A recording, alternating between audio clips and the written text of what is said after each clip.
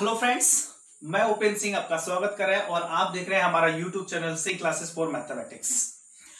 आज हम डिस्कस करने वाले हैं exercise 2.6 chapter 2 linear equation in one variables. ये हमारा लास्ट एक्सरसाइज है, इसके साथ हमारा चैप्टर फिनिश।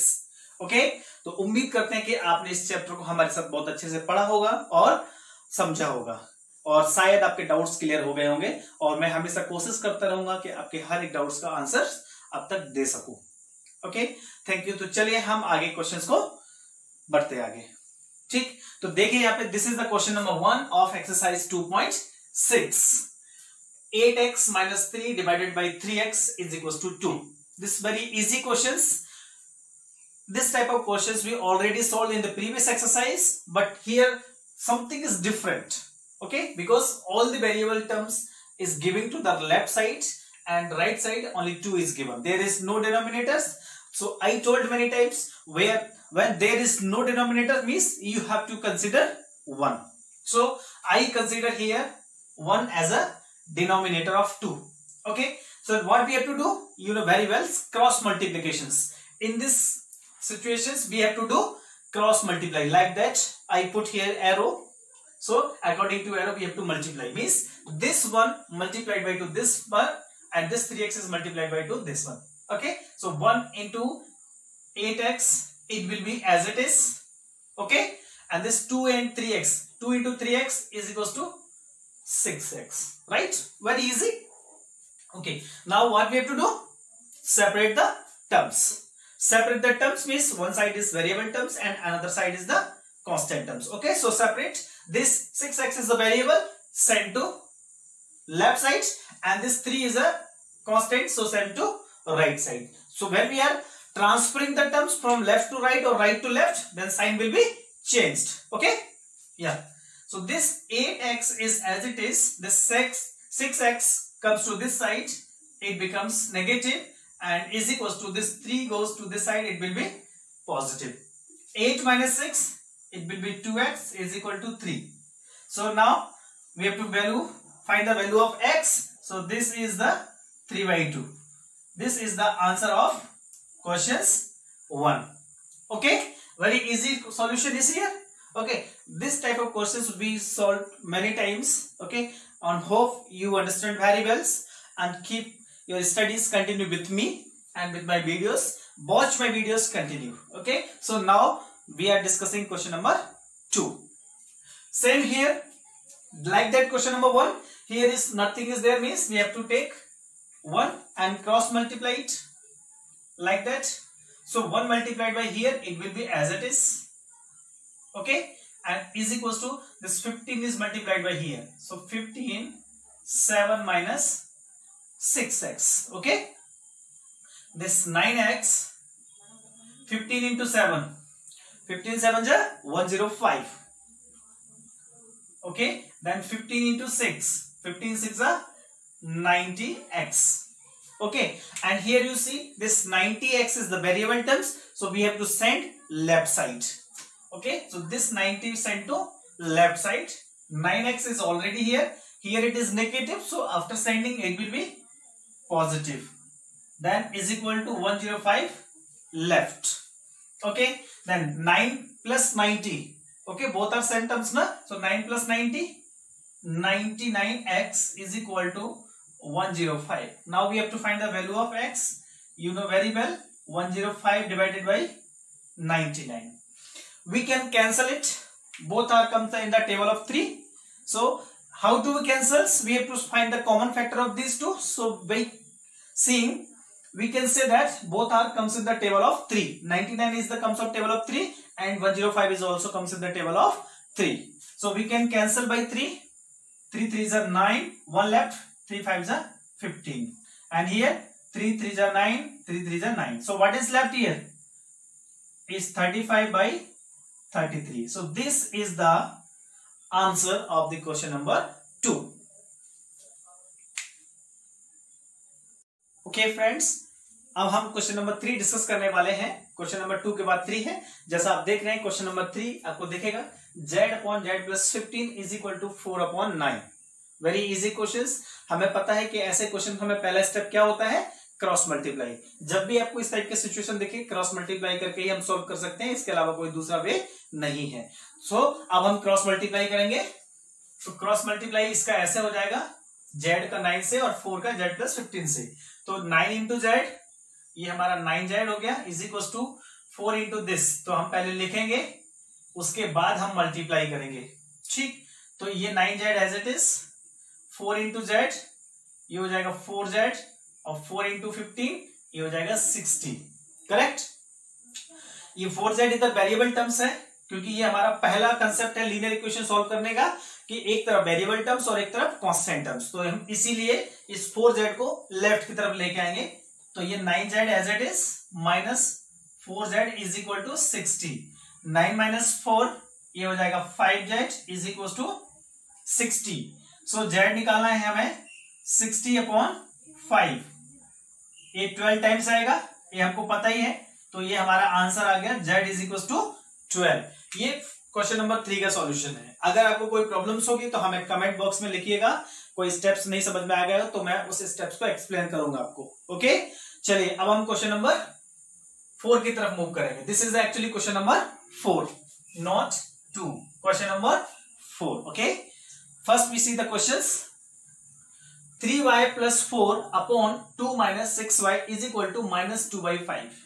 यहाँ पे सब न्यूमरेटर डिनोमिनेटर गिवंस है, हमें सिंपल क्रॉस मल्टीप्लाई करना है। क्रॉस मल्टीप्लाई करके हम आगे बढ़ते हैं। चलिए, तो ये क्रॉस मल्टीप्लाई हमारा ऐसे होता है। तो 5 का मल्टीप्लाई हम इधर करेंगे, तो ये हो जाएगा 5 3y प्लस 4, राइट, हो जाएगा ऐसे।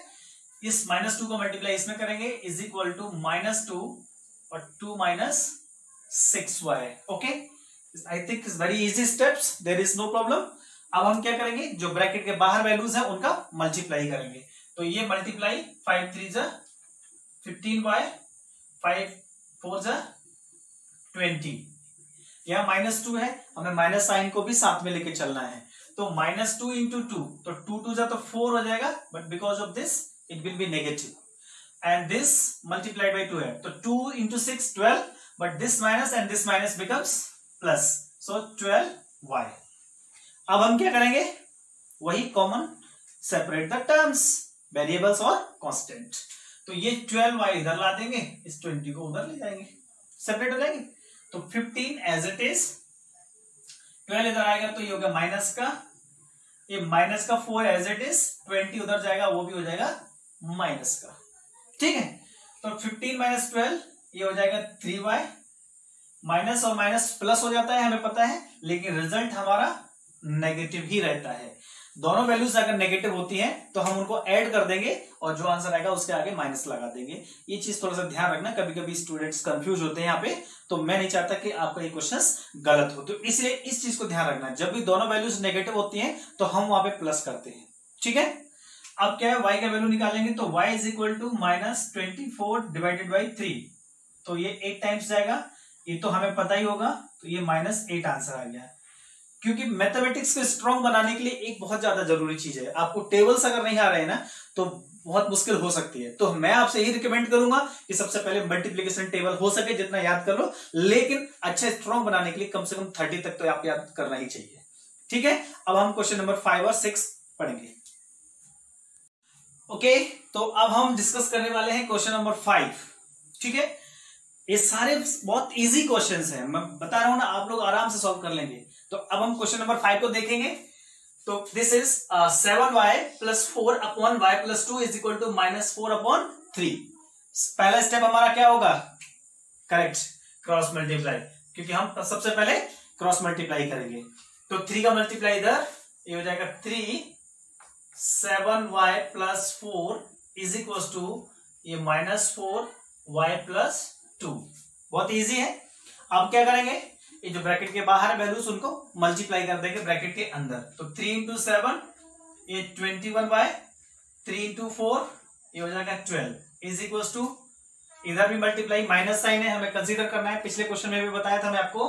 तो -4 इंटू y ये हो जाएगा -4y और 4 टू 8, लेकिन ये हो जाएगा -8। क्यों होगा, क्योंकि यहाँ पे हम मल्टीप्लाई कर रहे हैं, ये नेगेटिव वैल्यूज और ये पॉजिटिव वैल्यूज, तो आंसर हमारा 8 आएगा। लेकिन जब हम मल्टीप्लाई करते हैं एक नेगेटिव और एक पॉजिटिव होता है तो आंसर नेगेटिव आता है ना। ये बेसिक कंसेप्ट है, आपको ध्यान रखना है। अब हम सेपरेट करेंगे वेरिएबल्स को, तो ये 4y को इधर भेज देंगे और 12 को इधर भेज देंगे, ठीक है। तो ये 21y एज इट इज, 4 इधर आएगा तो ये हो जाएगा पॉजिटिव क्योंकि यहां नेगेटिव था, -8 एज इट इज क्योंकि ये हमने कुछ किया नहीं है, और 12 उधर जाएगा, ये भी नेगेटिव होगा क्योंकि ये साइड में ये पॉजिटिव था, ठीक। दोनों पॉजिटिव हैं तो 25y हो जाएगा, यहां भी दोनों नेगेटिव हैं तो एडिशन हो जाएगा, लेकिन आंसर माइनस का 20 आएगा क्योंकि हम प्रीवियस क्वेश्चन में भी यही चीज बताए थे कि जब दोनों वैल्यू नेगेटिव होती हैं तो हम उनको प्लस करते हैं। तो यहाँ -8 और -12 कितना हो जाएगा, -20, ठीक है। अब हम आगे बढ़ते हैं तो y का वैल्यूज निकालेंगे, तो y इज इक्वल टू -20/25। दोनों हमारे 5 के टेबल में आ रहे हैं, तो 5 4 जा 20 और 5 5 जा 25। सो y इज इक्वल टू -4/5। ये आपका आंसर आ गया इस क्वेश्चन का। Very easy questions. मैं उम्मीद करता हूं कि आप सबको ये समझ में आ रहे होंगे और हमारे कंसेप्ट्स आपको अच्छे लग रहे होंगे। चलिए अब आगे बढ़ेंगे। Now we are discussing question number 6 of this exercise. This is the word problem. So ऐसे वर्ड प्रॉब्लम्स को हमें थोड़ा ध्यान से देखना है क्योंकि हमारी मिस्टेक्स वर्ड प्रॉब्लम में ही होती है ना। इसलिए इस क्वेश्चन को थोड़ा सा ध्यान से देखेंगे। पहले मैं क्वेश्चन रीड करूंगा, फिर मैं उसको एक्सप्लेन करूंगा। ओके, तो the age of Harry and Harry are in the ratio 5:7, यानी कि दो लोग हैं हरी और हैरी, दोनों का एज जो है वो 5:7 दिया हुआ है। 4 year from now, 4 year from now यानी इसका मतलब है 4 साल बाद, या फिर ऐसा कह सकते हो कि आफ्टर 4 ईयर। यही सेंटेंसों में मिस्टेक्स होती है, ये समझ नहीं आते हैं स्टूडेंट को, तो इसलिए मैं आपको ध्यान दे रहा हूं, यहाँ पे पॉइंट आउट कर रहा हूं कि एक कीवर्ड है, आपके इन चीजों को समझना है। तो 4 year from now the ratio of their edges will be 3:4, यानी कि अगर आज की डेट में 5:7 है और उनका एज, तो 4 साल बाद उनकी एज का जो रेशियो होगा वो 3:4 हो जाएगा। फाइंड देयर प्रेजेंट एजेस, तो उनकी प्रेजेंट एज क्या है, तो प्रेजेंट एज में ही तो रेशियो दिया है, तो इसी के करस्पॉन्डिंग हम उनका एजेस सपोज कर लेंगे। तो क्या सपोज करेंगे, हमेशा मैं आपका ऐसे क्वेश्चंस और भी पहले सॉल्व किया था, 2.2 एक्सरसाइज में भी बताया था कि जब भी कोई भी वैल्यूज, चाहे एजेस हो, चाहे दो रेशियो नंबर्स हो, चाहे कुछ भी हो, अगर इस तरीके से रेशियो फॉर्म में दिया है तो हमें उसके साथ में एक्स सपोज करना है। तो यहां पे क्या करेंगे कि the age of Hari and Harry be 5x and 7x respectively. Simple, तो x लगा देना उसके साथ, वो उनकी प्रेजेंट एज बन जाएगी, ठीक है। तो अब हम इसको शुरू कर देते हैं। Let the present age of Hari be 5x, okay, year, and let the present age of Harry be 7x year। ये दोनों का हो गया, ये प्रेजेंट एज होगी दोनों की। अब ये बोल रहे हैं कि 4 ईयर फ्रॉम नाउ, 4 साल बाद, समझ में आ गया ना, 4 साल बाद। अब मैं आपसे पूछता हूं कि आज अगर आप 15 ईयर के हो, यानी 15 साल के हो आज, तो 4 साल बाद कितने साल के हो जाओगे, हमेशा कोई बता सकता है 19 साल के, 19 के। तो कैसे निकाले हमने, प्रेजेंट एज में हमने जो वैल्यू पूछ रहे हैं उसको प्लस कर दिया। अगर मैं बोलूं कि आज मैं 15 ईयर का हूं, 5 साल बाद, तो +15 कर दूंगा, तो 15 + 5 20 हो जाएगा। आज आप अगर 15 ईयर के हो, 10 साल बाद कितने हो गए, तो +10 कर दूंगा। तो जितना भी होगा हम उसको प्लस कर देंगे। लेकिन अगर मैं पूछूं आपसे पास्ट एज की बात करूं तो हम माइनस कर देंगे। आज आप 15 साल के हो, 5 साल पहले कितने साल के थे, तो जाहिर सी बात है प्रेजेंट एज माइनस जो पूछ रहे हैं वो वाला वैल्यू इक्वल टू हमारा पास्ट एज आ जाएगा। तो इससे फ्यूचर एज होता है तो हम प्लस करते हैं, पास्ट एज होता है तो हम माइनस करते हैं। ये चीज ध्यान रखना है आपको, ठीक है। तो 4 ईयर फ्रॉम नाउ यानी कि after 4 year, 4 year from now, the age of Hari will be 5x plus 4 year, okay. The age of Harry will be 7x plus 4, होगा कि नहीं होगा ये? क्योंकि प्रेजेंट एज है उनका 5x और 7x, और 4 साल बाद बोल रहे हैं ना, तो 4 साल बाद कितना होगा? 5x + 4 and 7x + 4। और 4 साल बाद उनकी एज का जो रेशियो दिया है, एज का जो रेशियो है वो रेशियो दिया है हमारा 3:4, यानी कि इन दोनों का रेशियो जो हम लेंगे वो 3:4 के इक्वल हो जाएगा। ठीक है, तो हम देंगे अकॉर्डिंग टू क्वेश्चंस या फिर गिवन, कुछ भी लिख सकते हैं। तो गिवन क्या है? Ratio of this 5x + 4 upon 7x + 4 is equal to what? 3:4। ये हो गया। अब हमारा ये क्वेश्चन नंबर 4, 5 की तरह हो गया ना, क्रॉस मल्टीप्लाई करेंगे तो 4 का मल्टीप्लाई हम थोड़ा सा डायरेक्ट कर लेंगे, हमारे पास स्पेस थोड़ा कम है। तो 4 × 5, देखो क्योंकि ये 4 का मल्टीप्लाई इन दोनों में होगा, है ना, और इस 3 का मल्टीप्लाई इन दोनों में होना है। तो 4 × 5 ये हो जाएगा 20x, 4 × 4 ये हो जाएगा 16। अब इस 3 का, तो 3 × 7 ये होगा 21x, 3 × 4 ये होगा 12। ठीक है, अब क्या करेंगे? सेपरेट कर देंगे वेरिएबल्स को। ठीक है, तो ये 21x इधर आ जाएगा और ये 16 उधर चला जाएगा। तो ऑलरेडी 20 इधर है, ठीक, और 21 इधर आएगा तो ये माइनस का हो गया, इज इक्वल टू 12 ऑलरेडी इधर है और ये 16 उधर जाएगा तो ये हो गया माइनस का।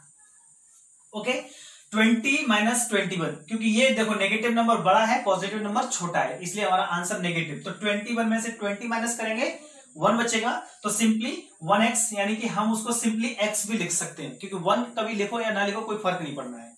ठीक, इधर 12 पॉजिटिव है, 16 नेगेटिव है, तो इधर भी माइनस हो जाएगा। तो 16 में से 12 को माइनस करेंगे, 4 आता है और ये भी नेगेटिव होगा, तो माइनस माइनस क्या हो जाएगा? ये प्लस हो गया। तो x इज इक्वल टू कितना आ गया? ये 4। ये आ गया x का वैल्यू। लेकिन क्वेश्चन में पूछे कि find their present age. Okay, तो present age means therefore Hari present age is equal to कितना है हमारा? 5x। तो 5x का वैल्यू 4 निकला, ये हो गया 20 ईयर। ठीक, अब हमारा आएगा Harry present age is equal to 7x है, तो 7 × 4 ये आ जाएगा 28 ईयर। ओके, ओके, तो अब हम डिस्कस करने वाले हैं क्वेश्चन नंबर 7। ये हमारा लास्ट क्वेश्चन है इस एक्सरसाइज का, और उम्मीद करता हूं कि आपको सारे क्वेश्चन समझ में आ गए होंगे। और अगर हमारे क्वेश्चन समझ में आ गए और हमारा चैनल अच्छा लगा है तो आप हमारे चैनल को सब्सक्राइब भी कर दीजिए और लाइक बटन भी दबा दीजिए। ओके, चलिए क्वेश्चन को समझते हैं। Question number 7, the denominator of a rational number is greater than it's numerator by 8। एक रैशनल नंबर है, तो रैशनल नंबर होगा, हमेशा हमें पता है कि डिनोमिनेटर होता है और एक न्यूमरेटर डिनोमिनेटर दोनों होते हैं, समझ गए ना। तो उसमें बोल रहे हैं ये कि जो डिनोमिनेटर है, यानी कि नीचे वाला पार्ट, डिनोमिनेटर रैशनल नंबर का जो है वो ग्रेटर है न्यूमरेटर से 8। यानी कि अगर हम न्यूमरेटर को 1 लेंगे तो नीचे 8 ज्यादा हो जाएगा, यानी 1 + 8 हो जाएगा। अगर ऊपर x लेंगे तो नीचे x + 8 हो जाएगा। क्यों? क्योंकि न्यूमरेटर अगर x है तो डिनोमिनेटर ज्यादा है। कितना ज्यादा है? 8, तो x + 8 हो जाएगा। ठीक है, तो ये हमारा रैशनल नंबर हो जाएगा। ठीक, उसके बाद फिर बोल रहे हैं कि if the numerator is increased by 17, numerator में 17 इंक्रीज करें यानी प्लस कर देंगे, डिनोमिनेटर इज डिक्रीज बाय 1 यानी डिनोमिनेटर में माइनस कर देंगे, तो जो नंबर होगा वो हमें 3/2 के बराबर मिलेगा। और क्या रैशनल नंबर है वो हमें बताना है। ठीक है, चलिए अब क्वेश्चन को समझते हैं। तो let the numerator and denominator of rational number be. देखो क्वेश्चन के हिसाब से ध्यान देना है कि डिनोमिनेटर 8 ज्यादा है। कितना है? 8 ज्यादा। तो न्यूमरेटर अगर x लेंगे तो डिनोमिनेटर हमारा x + 8 हो जाएगा। तो इसीलिए the numerator and denominator of rational number be x and x + 8 respectively. तो ये हो गया न्यूमरेटर और ये हो गया डिनोमिनेटर। समझ में आ गया? अब ये बोल रहे हैं तो देयरफॉर द रैशनल नंबर। तो हमारा रैशनल नंबर क्या हो जाएगा? रैशनल नंबर क्या होता है? Numerator upon denominator, correct. तो ये हमारा रैशनल नंबर हो जाएगा। अब उसके बाद ये बोल रहे हैं कि if numerator is increased by 17, यानी न्यूमरेटर में plus 17 and denominator decreased bye 1, और डिनोमिनेटर में 1 माइनस कर देंगे तो नंबर जो है हमें 3/2 के बराबर होगा। तो अकॉर्डिंग टू